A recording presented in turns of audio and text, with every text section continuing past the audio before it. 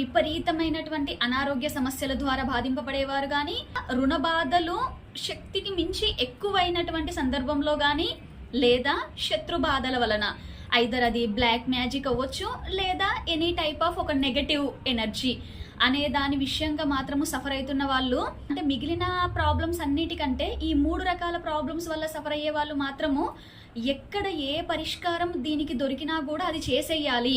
So దానివల్ల మనం ఇంకా నష్టపోతామా కష్టపడతామా అని కాకుండా వెంటనే చేసేయాలి అనుకుంటారు.